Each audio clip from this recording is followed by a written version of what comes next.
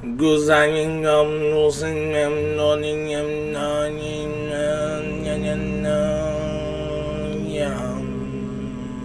up, people?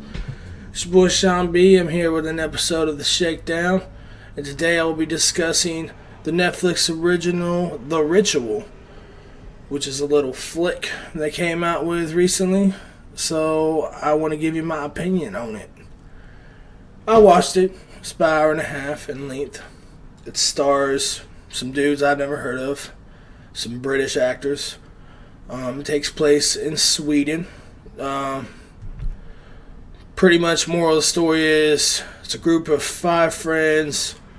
One of the friends dies in the beginning, and they ended up going out to have a little memorial service at a location that the guy wanted to take a bro vacay at. Like, he wanted all his buddies to go out there and kick it, and he was like the only one that wanted to go out there. So when he passed, they decided to go and have a little memorial for him out there, take a little hike through the woods, yada yada. Well, stuff gets weird, and there's some type of entity floating around the woods, and it gets a little cray. There is some definitely occult stuff going on, without giving you too much away. It's definitely a supernatural thriller. I wouldn't classify it as a horror movie because I didn't really think it was scary. I was honestly thought it was kind of cheesy, and especially the further the movie went on, it got even more cheesier to me. So, yeah, not a fan. There were some, like, it started off strong. You know, like, I liked how it started off, like the first 20 minutes. I was really intrigued. But like I said, as the movie went on, it just lost steam. I feel like the story was kind of half put together, and the whole thing to have you fearful of ends up being a kind of a complete joke. Like, it actually made me giggle when I discovered what this thing was. So, yeah, I wouldn't call it a complete waste of time, but if I could have my hour and a half back, I would take it back gladly, because I feel like it could have been of better use. I could have watched something a little better than that to review. But hey, you don't know what you're watching until you watch it, you know? So, yeah, not a blockbuster by any means. It would not have a place in the Sean B collection of videos, I can tell you that. Yeah, buddy. That's what I think of that piece of junk. So, I'm going to go ahead and call it quits on my little segment here. My awesome, amazing, extraordinary co-host Kev will be coming through to give you his take on it. In the meantime, keep it shaking, baby. Boom.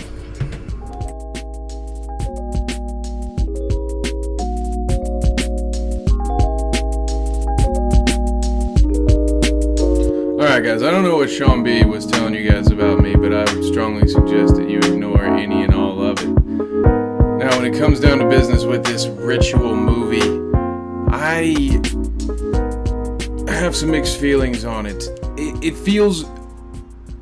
was definitely a letdown. It feels like I was misled.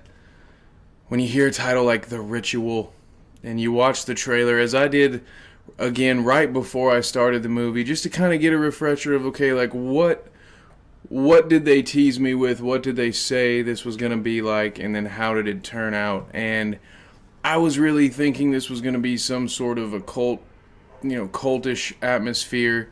And there were some elements of that. I thought it was going to be more of a spiritual thing, and it turned out to be just some weird ancient animal. So with that definitely was a bit of a letdown there. I don't know that I would classify this as a horror movie. I felt like more of it was a suspense.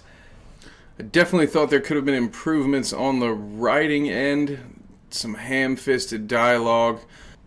I also think foreshadowing can be a useful tool, but when it's overused to the point that characters are basically calling out the story every few minutes to force feed it along, it ruins it. You don't have to tell us everything that's going to happen. It's okay to just let things happen. I also felt that there were certain scenes that were there just so the protagonist could argue enough, just in case you had somehow missed something that was shown to you 2 minutes ago. Okay, we're going to argue about it in detail to remind you of what we just showed you. Oh, well, I don't want to talk about peeing my pants. Oh, so yeah, in case you forgot this guy peed his pants, this is how they're going to remind you. They're going to fight about it a scene and a half later. So it was not the best executed film I've ever seen. I don't know that I'd call it a waste of time. I think as long as you don't go into it, I think I went into this with heightened expectations and expecting it to go in a certain direction, and that is why I was let down. But in general, if you react well to jump scares, like if a jump scare movie is your idea of a good time and that is scary to you, go right ahead. This is going to be right up your alley. There's pretty cool things in the end as far as cinematography, nice way of blending sort of dreams and reality for one character in particular, and there are some cool visual elements. So it's a short movie, so it could be worth your time if you're pretty deep into your Netflix Rolodex at this point in your life and you are scratching around for something new. Go ahead and give it a shot. But if there's plenty of other things on your to-see list, go ahead and throw this one at the back. And that's all I've got for you now, guys. It's time to wrap this one up.